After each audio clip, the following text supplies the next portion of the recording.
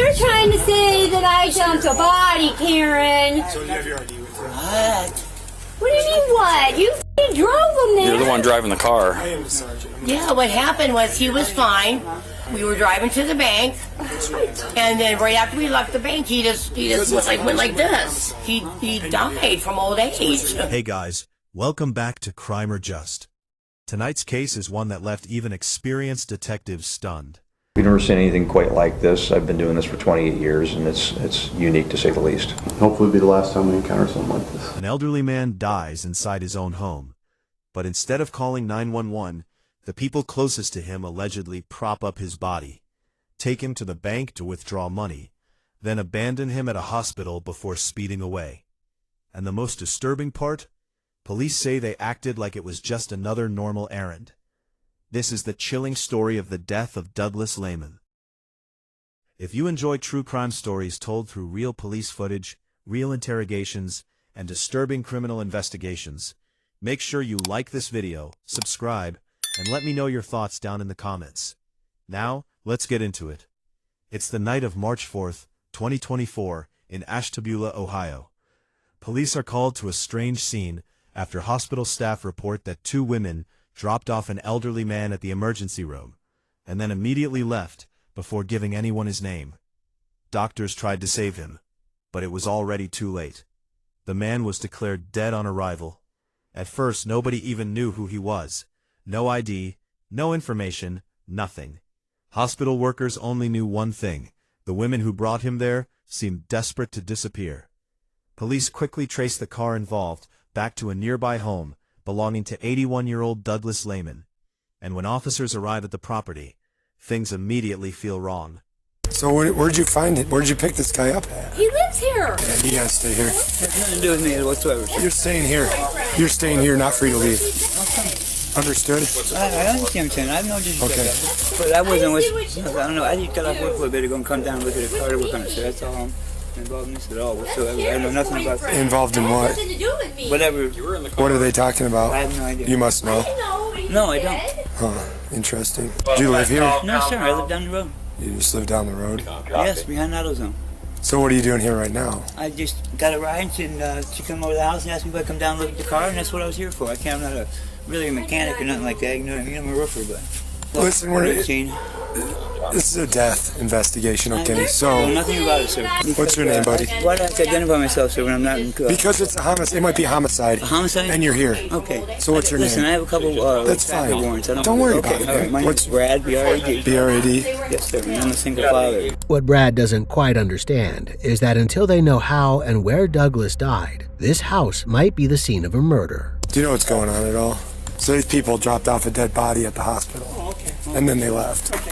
I knew that happened. I didn't know any circumstance. So I don't know whether you were involved or not, Brad. I'm not saying you were, whether you I weren't. just walked from Dollar Tree to the car. But right now you just happen to be here. And Okay, no problem, officer. The sergeant checks Brad's warrants with dispatch. He has a couple misdemeanor warrants with us, a few misdemeanor warrants with the sheriff's office, and a traffic warrant with the highway patrol. what are the misdemeanors for? Repeat? Does he have any, is it domestic violence or anything, or what are the warrants for? They're just traffic offenses. And when someone else comes out of the house, it becomes clear that Brad isn't who the cops are really after. Yeah, I know nothing about this crap. All right, go ahead and get out of here. Thanks. All right, good night. This is 55-year-old Loreen Biafarello. The sergeants recognize her from the hospital CCTV. It was her, alongside another woman present on the scene, 63-year-old Karen Kasbaum, who dropped off Douglas Lehman. Loreen was driving, while Karen was seen in the back seat. Oh, this is his house? He lives here. I've been living with them. I've been living with him for 8 years. And then he died and you just dropped him off at the hospital? That's her. This is all her. You were on camera. Girlfriend. She can't walk. But you were on camera. So you were there? There's a picture I of just you. did it. I did what she asked me I asked her to run up because I can't walk. I wasn't I asked her to run up and get somebody.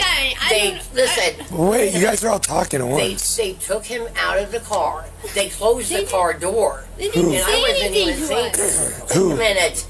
Who, the nurses? Yeah. I mean, didn't you think I should stick 7 around people then? that came out there. And then they started pounding on his chest. trying to get him going, and I just very. I mean, that's what you do. That's what happens at a hospital. It's weird. The two women brought Douglas to the emergency room, where the staff immediately started working on him, trying to resuscitate him. But it was too late, and the women had already driven off without giving them Douglas's name, making him a John Doe. We were initially notified by the local hospital that a man's body had been dropped off, and he wasn't identified at the time, and the two women had dropped him off, and they didn't identify themselves either. It was only at the coroner's office that they were able to identify him, and they also found that his body was extremely malnourished. It's not uncommon for an elderly man of his age, but it raises red flags. But you didn't come back later. No. Yes, And you I didn't did. even call them. Yes, I did. When? Oh, I called them twice.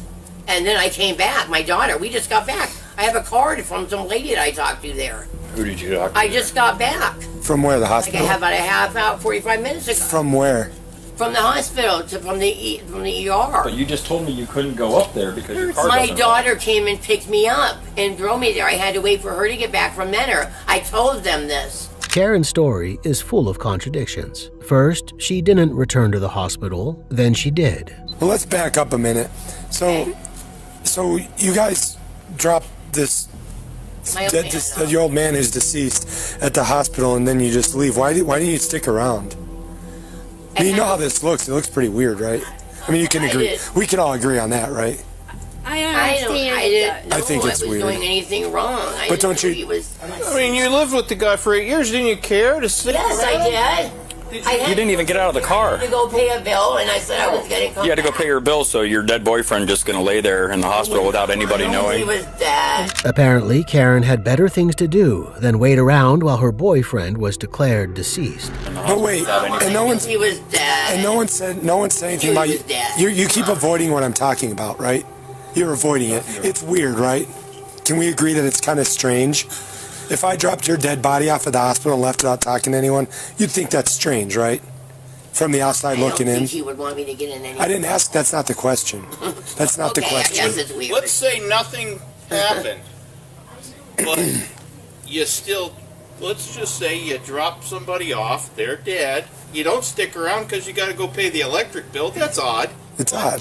No one's yet raised the possibility of the pair getting in trouble. They just want to know how Douglas came to be dead in the ER. That Karen mentions it herself is another red flag.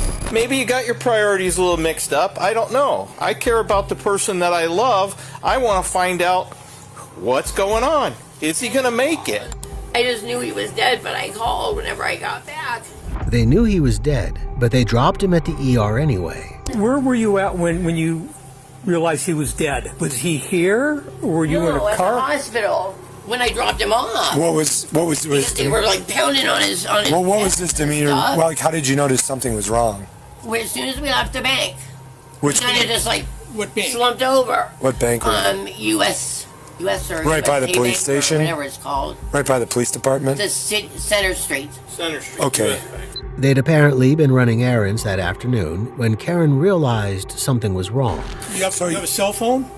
I do. Why didn't you call 911?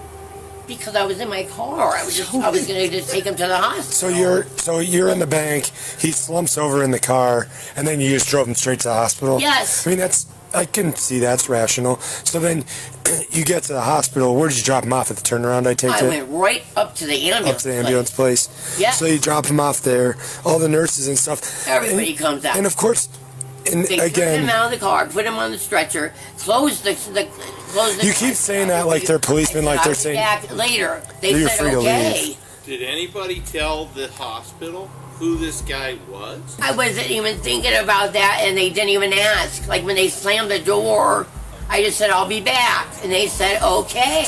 They just left him there like it was none of their business. And you know this because you're an adult. They have a duty to care for the sick person. They don't have any duty for you.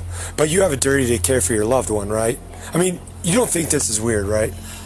If I thought I was doing It's anything weird. wrong, I wouldn't have done it. But you're thought dancing around Rory this. was You're dancing dead around because it. they were like, giving him CPR. And So I guess we don't all think it's weird, just us. He had So were stage you 4 able to get- cancer. were you able to get your So bill I knew he paid? was dead. Yeah, Bill paid? did you get your bill paid?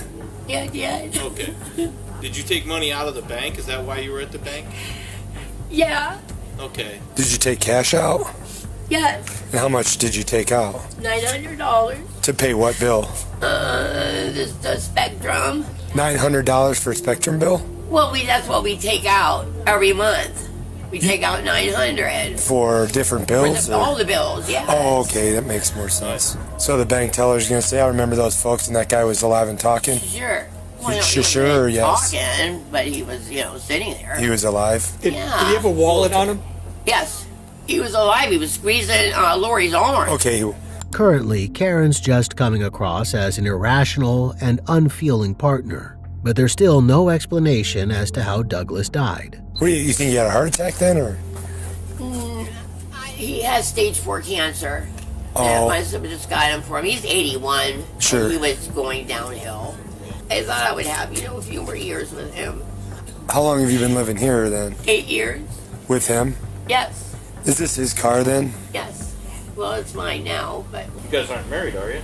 no. He didn't want to get married because Okay, so of it's not your car. It messes up the security. Well, I mean, it's in the will. Oh, that you get everything? Yes. When the estate's closed.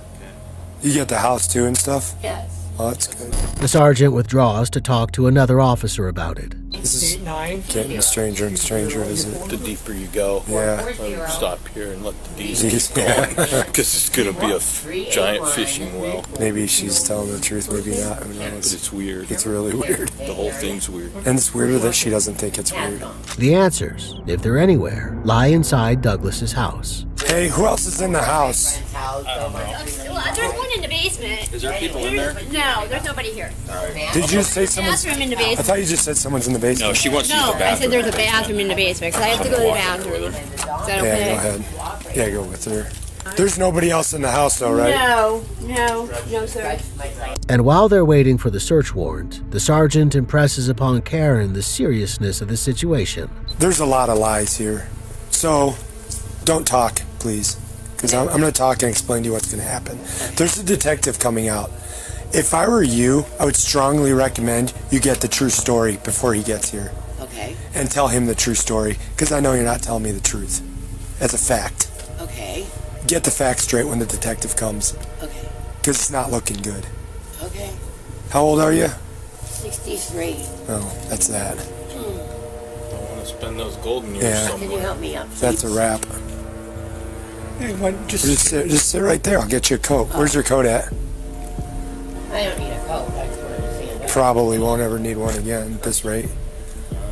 The way things are going. Be inside for a while. These are no idle threats. If Karen had something to do with Douglas's death, she'll be facing years behind bars. So where was he at when he was sitting in the car when you went to the bank? He was in the passenger seat. The front seat passenger? Jeez. And he was grabbing her arm, right? That's what you had said. Yeah. As a matter of fact, he had a grip on me. Yeah. And he was moving his arm. According to both Karen and Loreen, Douglas must have died sometime after they went to the bank. Well, why did you have to load him in the car, though? I'm so confused. Because he was very weak. He was like skin and bone. I mean, very, very weak. Oh. Because we have a hard time making him to eat. Was he like squeezing your arm because he's in pain, or? No, I don't think so. I mean, The officers can only laugh. God, Karen, get your story right. Oh, I don't have a story to get right. Your story's all over the place, I don't have a bro. story to get right. Yeah, you do. Oh my God. You're not being truthful. No, you're not. Finally, they go inside to search the property. Police department, if anyone else is inside this house, make yourself known. Police! Ashtabula City Police! Man, this is some vintage carpet, Bungie. That's kind of weird, huh? Yeah. Is this like a whole nother living area? Almost. Well, this could have been like a multi-family house at one time. I bet it was. Look at the leak in the roof, huh? The house is messy and in a state of disrepair, but it's not obviously a murder scene. I mean, there's nothing in here that spills out foul play, you know? Yeah. Where's the bathroom? In the basement, there's one. You need to see take a piss? No, I was looking for maybe pill vials. He was as sick as what They say you should have 12 miles. It's just not adding up at all. They go back out to ask Karen. Who was his doctor? He didn't really have a doctor, but his family doctor was Dr. Lee. Dr. Lee? Dr. Lee over on Route 20. Route 20, yes. And when was the last time he was there? It's been a long time. Did he have any Stopped medication? going there. He didn't want to go. Anyway, this last year has really been hard Some on people him. are hard heads. Yeah, he didn't want to go to the hospital. He didn't want to go anywhere. I didn't see any medications in there for him. No, he didn't have any. A sickly old man with stage 4 cancer, but with no medications. They get Karen to show them inside. She points out a mattress on the floor in the front room, but it's unclear who's been sleeping there. I'm guessing that's where they got him off of. No, it's upstairs. That's where Lori sleeps. Oh, she sleeps in that mattress. Well, at least that's what they said. Oh, Lori does. So then Karen must sleep there. They also find sobriety literature. Are you guys in recovery? I was. Yeah, I thought so. Years ago. Is Lori in recovery, or is she still using? No, I don't know. Yeah, she definitely looks a lot better than the last time I saw her. Yeah. Loreen is known to the cops for previous drug offenses, but Karen isn't. So he retired from the railroad, and what he inherited this house then? Yes, I can show you the will. No, that's okay. Okay. You don't have none of your stuff hanging out? No, I didn't do it. I just didn't want to. He doesn't like change. Oh. Like, he had tons of, when I first moved in, there was tons of oxygen tanks. So he could breathe the oxygen. He got rid of them because it was cluttering his house. Yeah. Is he in the military? Yeah. That explains it. Though Karen's apparently lived there for 8 years, there's a strange lack of her personal touch on the house. Has anybody notified his kids of his passing? There's nobody I know to notify. Oh. I don't have any. No, nobody ever came over here. Douglas was a lonely, sick old man whose closest company was these women, according to them, and they left him in the ER to die alone. Meanwhile, another officer takes Loreen to the side, recognizing her for the weaker link. Come talk to me over here, Lori. All right. I don't want to take you on any warrants or anything. You have a felony warrant at our office. I don't want to take you on that. I'd rather just talk to you and figure something out. Okay. Yeah. What else can you tell me about this? Because it's weird. I'm not saying you did anything. Okay, listen. Did he use drugs? No. Okay. No, he did not. He has been sick in his bed for a year. Mm-hmm. Okay. What was wrong with him? Well, he started out with laryngitis. Mm-hmm. Okay, couldn't talk. And then he smoked a lot, chronic smoker. Mm-hmm. He couldn't breathe, and he refused to go to the doctors. Mm-hmm. Okay, refused to get any kind of help. Mm-hmm. All right, he ended up having a lump in his neck, and his body, he was skin and bones. Yeah. I mean, he was dying. It's obvious he had cancer. Mm-hmm. Okay, he chose himself to lay in his bed. He didn't want to go to the doctors or do anything. He wanted to die at home. Mm-hmm. Okay? I just recently started staying here because I didn't have nowhere else to go. I know she needed help. According to Loreen, she was just doing the couple a good turn, and it was the same story today. Got him down the stairs, like always. This is like a monthly thing. Okay? He goes to the bank with Karen drives. They go to the bank. Get money out, okay, and they pay bills. It's been a monthly thing for years. Out of his bank? Yeah. And I helped him, he walked down and got him in the car, driving, and he thought he was sleeping. I'm in the back seat, and then it was like, I looked over and it was like he wasn't moving or saying nothing. Or just, it was like, Right. So, I mean, I don't know if it was before he got in. I don't know. I mean, he went in the car, got him in the car. Was he still alive then? He was breathing. But he wasn't walking or nothing? He was lightweight, But he wasn't with it? Yeah. So why would they take him to the bank if he couldn't move? Well, like that was her thing. That was all her thing. Because he probably had to be there to get the money out. He had to be there, right. He had to be there, and they just go through the drive-thru. There's a disturbing possibility emerging here, that even if Douglas was already dead when they went through the bank drive-thru, Karen wouldn't have cared. Your personal opinion, do you think he was dead when they put him in the car? I mean, just be honest. You're not in any trouble. Because you didn't do it. They put him in the car. If you had to guess. Maybe almost. I can't say. Loreen hedges her answer, but that's answer enough. And I didn't want no part of it. I really did. I don't understand none of it. If Douglas was unresponsive, dead weight, then they would have needed help to get him into the car. So who else helped put him in the car? The guy that was just here? No. You said her stepdaughter? I think it was her boyfriend, or baby daddy, or whatever. What's his name? Justin. Justin Hamilton? I don't think he's from around here. I think he's like from Cleveland.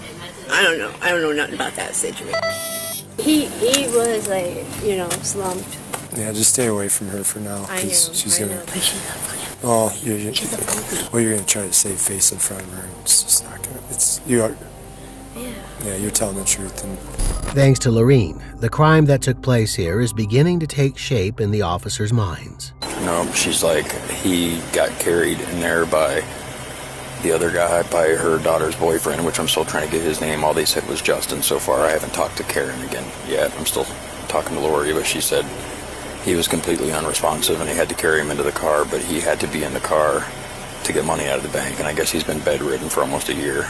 I'm going to brief with, hey Chris, I'm going to brief with Chris here to see what she told him and see if the stories match up, because I'm sure she just lied to Chris. So he was dead. He was dead when they loaded him in the car from the house. They took him to the bank to run the bank account. so should we arrest them?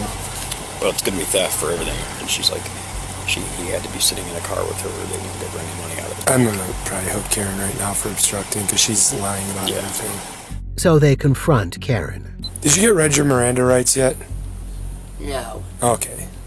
We're going to do that here shortly, because I think we're getting to that point. I'm going to jail. Well, you're not necessarily going to jail. With those rights in mind, like I said, I'd start being straight about everything now. Okay. Because you're not really. Okay. And we're going to find everything out, from whether he was alive when he left here, when he was alive at the bank, and whether he signed that check or deposit slip to withdraw the money, and whether or not he was actually robbed or not, or whether or not he was alive or deceased. Okay. So these are kind of serious where we're at here. They also want to know more about her possible co-conspirators. Karen, what's your daughter's name that's related to Justin? She's not really my daughter. But what's her name? Kayla Rosenbaum. Say it's not your daughter. Who is she to you? She's my best friend who died. Daughter. I mean, I used to change her diaper. She's like kind of like a somewhat low-key adopted her. This unknown Kayla and Justin might be involved. Well, he lives in Cleveland, but Kayla's got 2 kids by him. I don't even like him. Like I said, I'll get your story straight next couple I don't minutes here. care for him. I don't know his last name. It's your daughter's baby daddy. Well, he's not like she's not my real daughter at all. Is he a big heavy guy? Yes. Oh, that's Justin Ford. That's who. Yeah, he's been in prison. Is it Justin? Oh yeah, it's Justin Ford. Yes, I guess so. I think so. Sounds familiar. I don't remember stuff very good. I think you don't remember what you don't want to remember. I think you're pretty smart. I really have a problem remembering. I've had it since I was young, real young. With a criminal history of his own, he's apparently a dangerous man, and Karen makes her dislike of him plain. Maybe she's trying to scapegoat him, but she's still dodging the officer's questions. Meanwhile, her daughter just showed up on the scene. Is your mom Karen then? Yeah. Okay. What's your first name? Destiny. Destiny? Yeah. Okay, so you don't know Justin Forqueen? The officers are struggling to disentangle the relationships between Destiny, Justin, and Kayla, and it's vital they get to the bottom of it if others are involved in a crime. Yeah, because right now this is a death investigation over her boyfriend. Over my mom's boyfriend? Yeah. The 81-year-old? The guy that was like stage 4 cancer? That was dead, and they put in the car to go withdraw his money out of the bank and then dumped him off at the hospital without telling anybody. He was dead already? You said he died in the car? No. You're serious? Yeah. I'm gonna throw up? Yeah, I'm dead serious. Like, I literally just took her to the hospital to like... Yeah, and they dumped him at the hospital and didn't tell anybody, wouldn't tell anybody's name, wouldn't tell anybody their names. They got in the car and took off. She was with somebody? She was with Lori. She didn't tell me that. She was with Lori, and then this Justin guy helped load him into the car. That's kind of where we're at now. We're trying to figure out who this Justin guy is. We got the 2 detectives out now that are going to talk to your mom and Lori. Does it seem like a real person? Like, or are they just making him up? No, they said he's a real person. They said it's the baby's dad of her daughter. And what does he have to do with any of this? He loaded him into the car. Karen's daughter is horrified at the part she's been made to play in all this. The amount of time she could just fucking lie to my face is... Well, she's been lying to our faces the whole time we've been here, so... This is like another level. Like, this is fucking sick. So then when they were done at the bank, they dropped him at the hospital, and she said she had to go pay some bills, so she just left. Yeah, I questioned her that. I told her it was messed up that she left. Like, I didn't understand it. I tried to, like, be understanding. Like, I've never been in that situation where someone just dies. So I was like, I don't know, maybe she just really just wasn't thinking and didn't know what to do. And Yeah, she didn't even get out of the car. I was just here, like, a few days ago. I checked on him, too. Asked him how he was doing, and said he was okay. I asked him if he needed anything. He said no. All right, well, this detective's probably going to want to just talk to you briefly just because you drove her to the hospital just to confirm that. When Destiny saw Douglas a few days earlier, he was alive, but he wasn't well. And Loreen has said similar. Lori is slowly but surely... she said that Karen wasn't taking good care of her. Yeah. And basically today was the day they had to get the rest of the money out because they got paid on the 1st and they didn't make it to the bank. But according to her preliminarily, she said that she wouldn't let him upstairs the last couple of weeks to even see him. He was just laying in that bed. Malnourished and sick, Douglas should have been receiving medical care. Fiercely independent, he refused it, but Karen could have insisted. Instead, she let him get weaker and weaker until he ended up in the car with them at the bank that day. But Loreen isn't the most reliable witness. They need to keep both her and Destiny isolated from Karen so they don't swap stories. Did you take a seat in the back of your car for a few minutes? I don't know if you are, but I'm going to have you parked there because we got a lot of things going on. I don't need you wandering away because I got to talk to you a little more at the office. You understand? You have anything on you No. that you shouldn't have? No. And Loreen's problematic history with the cops has already presented an issue at the scene. And why did the girl take off running from the car into the house? Which girl was that? I think this female. Oh, Lori. Yeah. Yeah, she's weird. Lori Farrell, she's a druggie. Well, I thought that maybe she was getting rid of some drugs or something. Did she say why she took off running into the house? She didn't even see me. She was just tweaking. The officers will need more definitive evidence than her word alone if they're going to charge Karen with anything. Yeah, they're going to get the video from the bank to see what was going on inside the car, whether or not he was moving. Like I said, that deposit's... He wasn't moving. Well, he's grabbing her arm. He was sitting there. Yeah, he is. And On her arm. we're going to get that deposit slip back, and we're going to see whether it's his signature, it's a fraudulent one. It's not hard to do, because it gets sent out for forensics. It's really not hard to figure out. A child could figure out, let alone a forensic scientist. Whatever theft or forgery she committed that day, the cops are going to find it out. I'll stop talking to you now, and I would just think long and hard before you talk to this detective, because he's going to be the deciding factor on your fate, probably. And Loreen, waiting in the officer's car, is terrified. They're going to have you go up to the police station and talk to them further. I'm sorry? But I'm not arrested. You're not arrested? Did they arrest Karen? No, I don't believe so. The officers make the decision to take both women in. Okay, when we go into the police station, I just want you to be aware of the fact that if anything's found on you that's illegal, any drugs or anything like that, then you could be criminally charged. You have nothing like that on you. Do you have a lighter? No. Do you smoke? Yeah. Okay, but you have no lighter or anything like that? No. Nothing sharp, no needles, nothing. Okay, hang on 1 second. I just have to check the back seat. Cool down.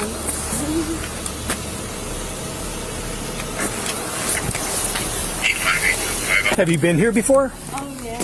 I don't think I've gone in this way.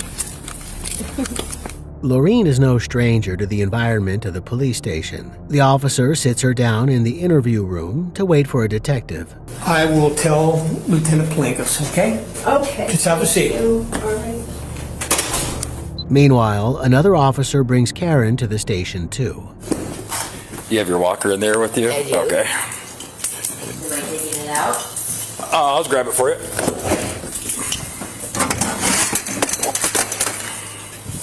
Get this, and then we'll get you in here, and then I'll see if I can find you a wheelchair. I know we have one somewhere. How long have you worked here? I've been here about 4 years. So down here, we're going to have a female dispatcher come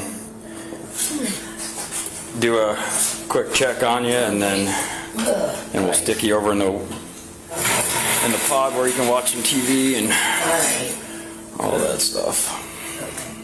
In their interviews, both women stick to the stories they've been telling. Karen insists that Douglas was alive when they went to the bank, but Loreen admits that he was probably dead. I think the bizarre part is that somebody that you allegedly loved or cared for 7 or 8 years, that you would think this would be acceptable, in the moments soon after he passed. Karen and Loreen are booked on charges of gross abuse of a corpse and forgery for the fake check. The cops seek to charge Kayla and Justin too, but they're difficult to find, and there's insufficient evidence of their involvement, just Loreen's word. The evidence against Karen, however, stacks up. From jail, she calls a family member and confesses, telling them that Douglas died walking out the door in the afternoon of March 4th. She says, "I just figured I would go to the bank and then to the hospital and drop him off, like he was just an errand she had to run." The family member replies, "He died before you went to the bank, dude." And Karen says, "I know." But she didn't care. Like a real-life weekend at Bernie's, she and Loreen propped up Douglas's corpse to convince the bank tellers to release $900 in cash from his account. Apparently, the bank had been giving them his money without his verbal consent before, meaning they could have been taking advantage of him for months, even years. He was elderly, infirm, and needed help. But Karen cut him off from the outside world so she could steal his money. She even believed she'd inherit his property after his death. Douglas's stepson from a previous relationship is devastated. I soaked him dry all the time. I've given him money for food. I've been over there to help him get his electric on. I've asked him multiple times if he wanted him out of his house, and he would not let no one do anything. His cause of death has not been released, but the police do not believe there's evidence of foul play. Karen and Loreen simply took advantage, in their greed, of a tragic situation. Karen was sentenced to 17 months in prison, and Loreen to 15. According to online records, Karen died unexpectedly in October 2025 after her release from prison. It's unclear what Loreen is doing now. What do you think about this tragic story? Let us know your thoughts in the comments below. Until next time, stay safe, keep up with our channel, and we'll see you very soon.